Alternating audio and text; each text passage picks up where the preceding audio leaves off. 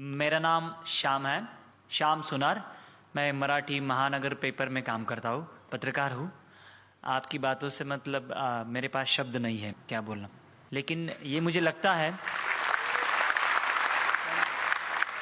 कि भारत में हिंदू और मुस्लिम एक होने के लिए कुछ ना कुछ होना चाहिए, ऐसा मुझे लगता। मैं करता आया हूँ 10-12 साल से, लेकिन आपके मुंह से मैं ये सुनना चाहता हूँ कि भारत में बस्ती में, मैं तो 40 गांव इस गांव में रहता था, मुंबई में रेजुलेटी के लिए आया हूँ। बस्ती बस्ती में जो हिंदू और मुस्लिम हैं, इनके दिल में अगर गलत फहमी है, और वो है भी सही मायने में कुछ हद तक है, तो वो दूर करने के लिए आपकी क्या सुझाव है कि हिंदू और मुस्लिम दोनों कम्युनिटी के लोग कैसे इकट्ठे आ सकते हैं? Brother asked a very good question.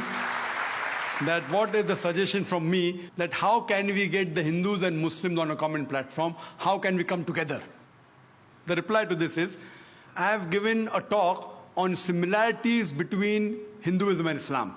I've given the talk in Bombay, I've given the talk in Chennai, I've given in other parts of India, and we find there that tens of thousands have attended.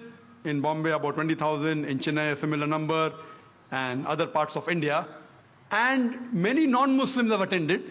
Many Hindus have attended, thousands of them. And many of them told me that, Brother Zakir, there was a person, just a comment, that what I did not know about Hinduism in the past 40 years of my life, I have learned in the past 4 hours. I follow the guidance of the Quran of Surah Al-Imran, chapter 3, verse 64, which says, Ta'ala ila kalmitin sawa'im bayna bainakum. Come to common terms as between us and you. Which is the first term? Allah na'budu illallah. That we worship none but one God. What we realize, that I don't believe in interfaith dialogue. We say that Hinduism is the same, Islam is the same, Christianity is the same. This is just a gimmick. If I ask the Hindu Pandit, will you become a Muslim? He'll say no. If I ask the Muslim, will you become a Christian? He'll say no. If I ask the priest, will you become a Hindu? He'll say no. So what is same? It's not same. We have to agree that there are differences, but there are similarities also. Let us agree at least to follow the commonalities. What is different, keep it aside. So what I say, that take all the religious scriptures, whether it be the Bhagavad Gita, whether it be the Veda, the Upanishad, the Bible, the Quran, at least what is common, what is different, keep it aside, we can discuss some other time, but at least what is common, let us agree to follow it. And I've given the talk and I've showed so many similarities. So many. So you can refer to my video cassette.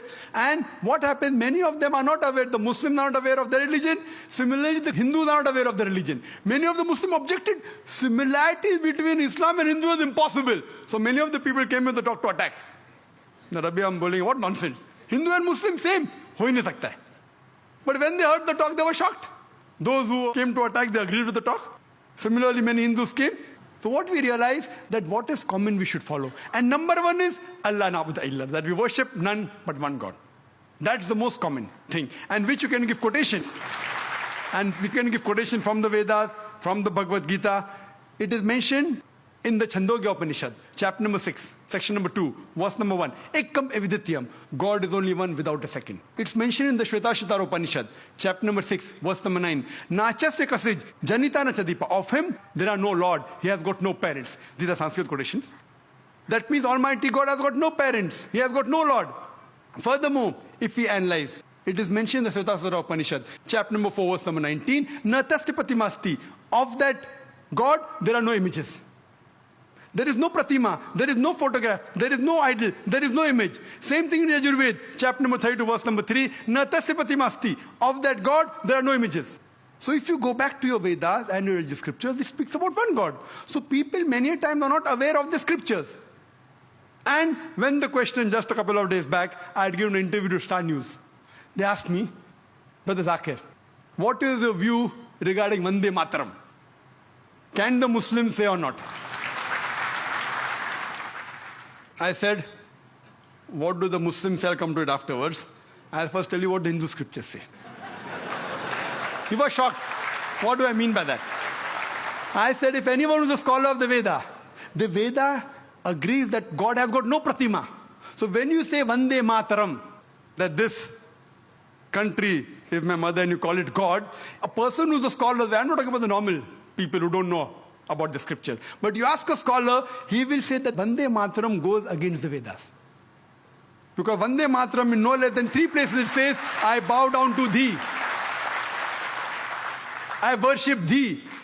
if you see about the Arya Samaj and you see the various top scholars, they think according to the Vedas, idol worship is not permitted. There are verses in Bhagavad Gita, chapter number 7, verse number 20, which says that you should not do idol worship. So here when we go back to our scriptures, unfortunately, they believe in a form of pantheism. So even according to the Vedas, if you're a good scholar, this song, Vande Mataram, that I bow down and I worship thee, as I quoted in Sanskrit about Upanishad, it's against. Even in Islam, there are 12 lines which are objectionable. 3 times it is said, Vande Mataram, which means I bow down to thee. If once it says that this country is my mother, once it says I will kiss the feet, once it says about the divine things, about the smile, talking about divinity, it calls it Lakshmi, it is called Durga, all these things are objectionable. We Muslims, we love this country, but we will not bow down to anyone but to Almighty God. Even a mother who has born in a womb for 9 months, we love her, we respect her, but we will not bow down to our mother, to our own mother. The number one human being who we love and respect in the world after Allah subhanahu wa ta'ala, it is Muhammad sallallahu alaihi wasallam. We will even not bow down to our Prophet Muhammad, peace be upon him. Is it required that we should sing this song, Vande Mataram? It is a political gimmick. Politicians, they thought they'll get the vote bank. They even made a gimmick on the date. You know when it was written by Bankim Chandra Chattopadhyay in 1876. It was published in 1882. Now where is century come now? And where's 7th September? They made a mistake, the political gimmick. Furthermore, even a Muslim living in Saudi Arabia, he cannot bow down to his country, Saudi Arabia. Even a Muslim living in Pakistan cannot bow down to Pakistan. It is shirk. So to say that the Indian Muslims are not patriotic, it is our religion. Our creator, our God who has made this country is far superior. So we love this country. When required for the truth, we are willing to die for this country. But we will not bow down to anyone but Almighty God.